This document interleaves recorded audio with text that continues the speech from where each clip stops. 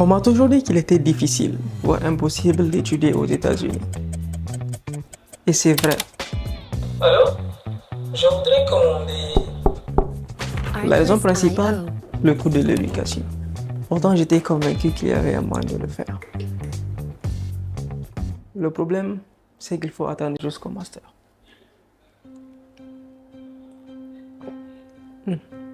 Mais sérieux, qui a le temps d'attendre jusque-là?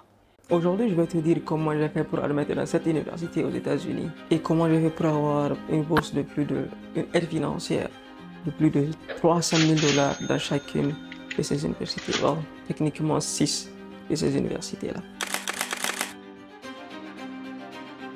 Je suis présentement à NYU Abu Dhabi et je viens de me rendre compte que je n'ai pas mal la tête d'acceptation.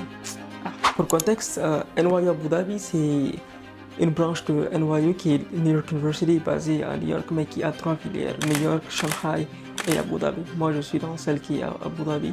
Cette université est considérée comme l'une des meilleures universités au monde, je pense. Dans les top 50, je ne suis pas sûr, ou top 100, en tout cas quelque part dedans. Juste avant de commencer, je dois te dire, je ne crois pas souvent à la chance, mais cette fois-ci j'ai vraiment été chanceux. Parce que l'université dans laquelle je suis a un taux d'acceptation qui varie entre 3 et 8% chaque année. Donc, sur 100 personnes, ils acceptent 4 ou 5 chaque année. Penser que j'ai été admis principalement à cause de mes compétences académiques ou autres serait être extrêmement arrogant. Donc, en soi, cette vidéo, c'est principalement comment mettre la chance de ton côté pour pouvoir admettre. Qu'est-ce que je dois faire de mon côté pour augmenter les chances d'admission dans les universités qui m'intéressent? Voilà un peu ce dont cette vidéo va parler et elle sera organisée en 3 étapes. La première et la deuxième, peut-être c'est évident, mais la troisième, à toi de me dire. Et à la fin de la vidéo, en même temps, je vais aussi te donner un document avec tous les liens dont nous allons parler dans cette vidéo pour que tu puisses automatiquement commencer le processus. Donc, tu n'as même pas besoin de prendre note. Et tout ce que je demande, c'est que tu t'abonnes à la chaîne si ce n'est pas déjà fait. Si c'est fait, tu peux peut-être partager ça avec quelqu'un qui peut en bénéficier. Le premier aspect, c'est les activités extrascolaires. Pour le processus d'application aux États-Unis, ils mettent beaucoup l'accent sur les activités extrascolaires. Il y a beaucoup d'élèves qui ont des activités extrascolaires extraordinaires.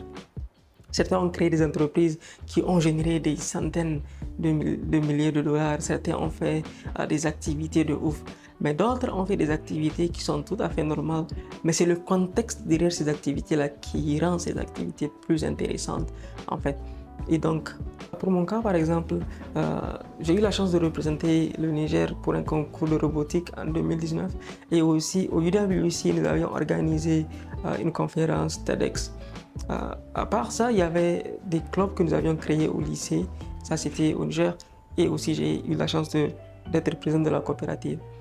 Maintenant, ces activités-là, quand on les prend individuellement, ne sont pas aussi intéressantes. Mais quand on met le contexte derrière et la manière avec laquelle on raconte l'histoire, peut-être, donc, ça peut montrer la motivation qui m'animait lorsque je faisais toutes ces activités, pourquoi je les faisais et ce que je voulais en tirer. En fait, c'est ça aussi qui est important. Je vais te dire exactement comment est-ce que les activités couplées aux autres parties du processus vont venir ensemble pour créer un profil étudiant qui est extrêmement fort vers la fin de la vidéo. Donc la deuxième catégorie, c'est l'anglais et les bonnes notes. Les bonnes notes sont aussi importantes que les activités extrascolaires en fait. Et l'anglais, pour les bonnes notes, je n'ai pas besoin d'en parler, tu sais exactement ce que ça veut dire. Il faut essayer d'exceller un maximum sur le plan académique. Parce que de toute évidence, tu vas dans une université, donc ce qui t'amène, c'est l'académie. Maintenant, les moyennes peuvent varier. Moi, au lycée, j'avais 14-15, 14-15. Et quand j'étais parti au WC, j'avais un predicted de 40 sur 45. Donc on peut même pas, je ne suis même pas un élève excellent si on prend juste les notes, en fait. Maintenant, côté anglais, j'avais fait UWC pendant 2 ans. Et donc, dans cet environnement, toutes les matières et tous les cours étaient en anglais. Ce qui fait que mon anglais était déjà assez bien pendant que j'étais à UWC et quand j'ai postulé, c'était plus simple. Maintenant, pour ton cas, tu peux soit faire le UWC si tu es au collège ou au lycée, soit tu fais ALA, qui est une sorte d'école pour le leadership qui se situe en Afrique de l'Ouest, une très bonne école. Soit tu fais une retraite de langage dans laquelle tu vas dans un pays où on parle exclusivement l'anglais pour pouvoir apprendre la langue. Et ensuite, soit tu fais le TOEFL, tu fais le IELTS ou bien Duolingo. Moi, j'ai fait Duolingo parce que Duolingo, c'était moins cher. Je pense que c'est moins de $50. C'est 1 heure, c'est pas aussi long. Et les universités acceptent les 2 ou les 3 options. Donc, j'ai choisi juste l'option la moins chère et la plus facile en termes de processus d'apprentissage et de préparation pour le test de langue. Maintenant, la troisième catégorie qui je la couple un peu avec la quatrième, c'est postuler à l'université et en même temps avoir l'aide financière. Donc, c'est là que je te dis comment est-ce que tu peux avoir l'aide financière et comment est-ce que tu vas créer ton application en fonction des trucs dont nous avions déjà parlé avant. J'ai fait le cursus de Common App.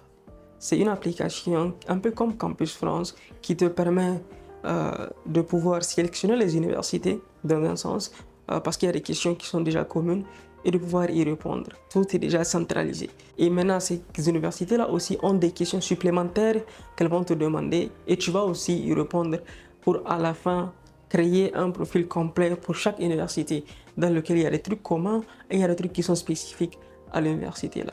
C'est un processus qui est là, il y a des vidéos que tu peux trouver sur YouTube un peu partout. C'est très simple quand tu regardes et que tu suis le processus et tu peux t'en sortir en fait. Maintenant ici, la majorité des universités ont ce qu'on appelle Holistic Review of a Candidate Profile. Qu'est-ce que ça veut dire concrètement? Cela veut dire que ta candidature c'est comme un puzzle. On a les notes côté académique, on a des activités extrascolaires, on a ton profil, ta circonstance, l'état financier de ta famille et consorts. Quand on prend toutes ces pièces-là du puzzle, right, chacun est différent.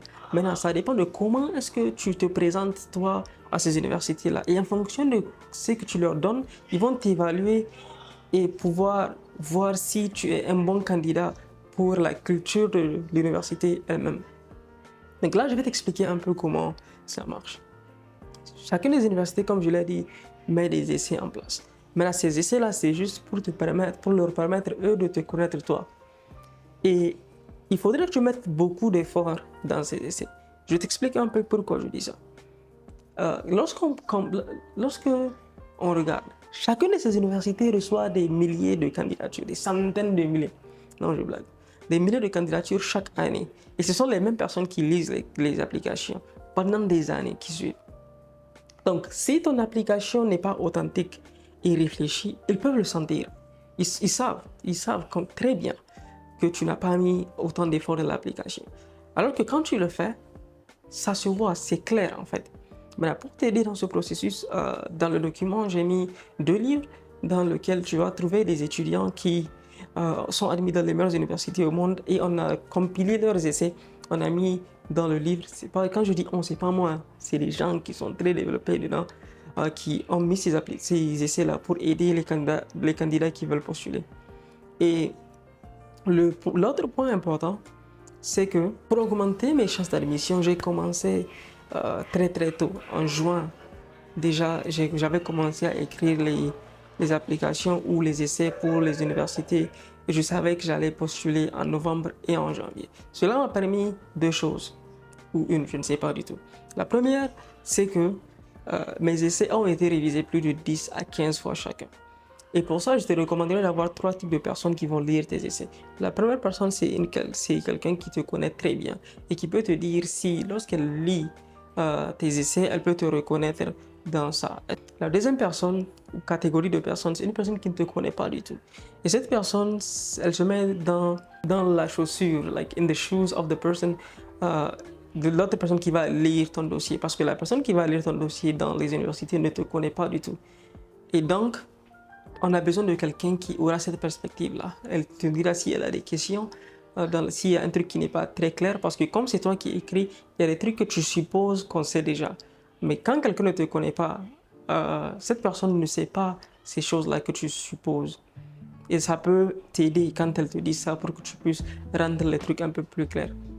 Et enfin, la troisième personne ou catégorie de personnes, c'est une personne qui va t'aider dans la grammaire.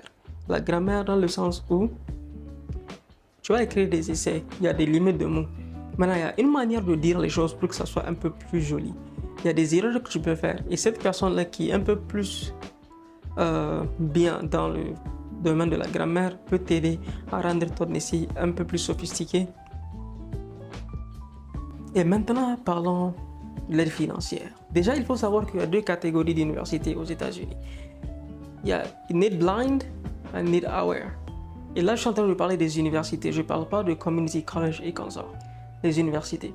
Need Blind, ce sont des universités qui vont regarder ton profil sans considérer l'aspect financier de ta famille et de toi-même.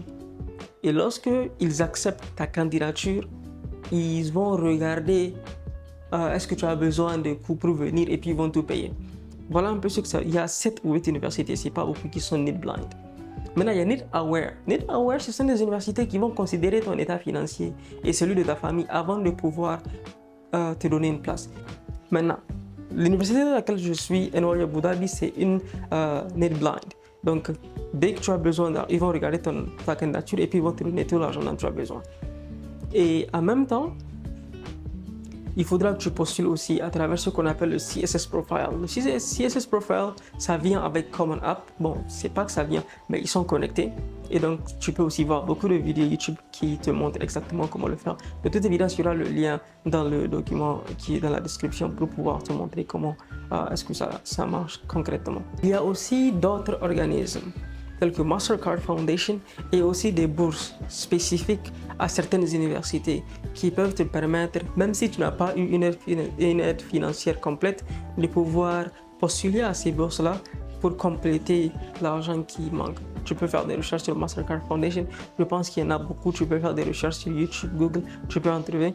Chaque université, généralement, il y a toujours quelqu'un qui donne des bourses. Donc, il faut que tu partes dans les sites des universités spécifiques, tu regardes la partie aide financière, financial aid, et tu vois quelles sont, s'il y a des bourses, si ce sont des aides financières, comment est-ce qu'il faut faire pour postuler et consorts. Je sais qu'à Rochester, il y avait une, j'ai oublié le nom, aussi UVA, il y avait aussi une, j'ai oublié en fait. Donc, si tu veux postuler pour les universités aux États-Unis, je te recommanderais de faire beaucoup de recherches maintenant pour voir comment ça marche.